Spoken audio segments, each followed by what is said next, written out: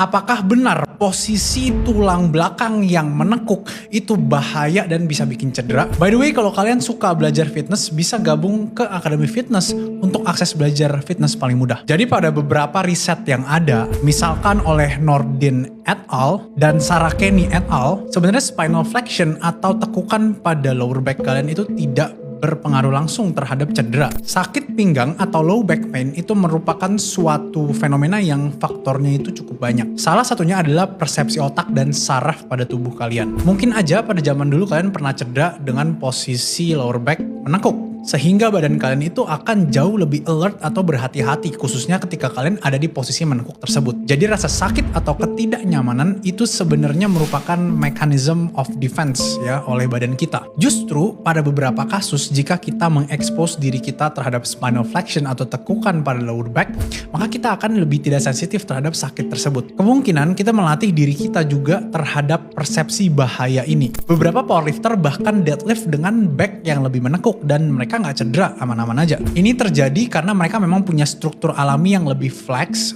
dan juga mereka udah latihan dengan posisi tersebut selama bertahun-tahun. Jadi nggak usah takut lagi sama sakit pinggang yang terjadi karena deadlift, karena sebenarnya itu semua balik lagi ke manajemen beban kalian. Kalau dipikir-pikir lucu juga kalau misalkan gue inget-inget dulu ketika gue tuh masih susah beli suplemen, budgetnya tuh tipis. Jadi ini strategi yang gue pakai, gimana caranya pilih suplemen yang bagus tapi nggak bikin kantong tuh kering gitu. Pertama, itu buat kalian yang nggak lactose intolerant, sebenarnya nggak perlu-perlu amat untuk kalian beli whey protein isolate. Karena kelebihan protein isolate itu sebenarnya cuma kadar proteinnya aja yang lebih murni. Kalau misalkan gue punya budget yang terbatas, gue pasti akan pilih whey protein concentrate. Yang kedua itu adalah kreatin monohydrate. Kreatin monohydrate itu adalah suplemen yang paling murah dan works. Bayangin kreatin matrix dari Profus itu cuma 75.000 doang sampai 150.000 untuk 2-3 bulan. Terakhir itu adalah kafein. Karena gue gak punya duit untuk beli yang namanya pre-workout,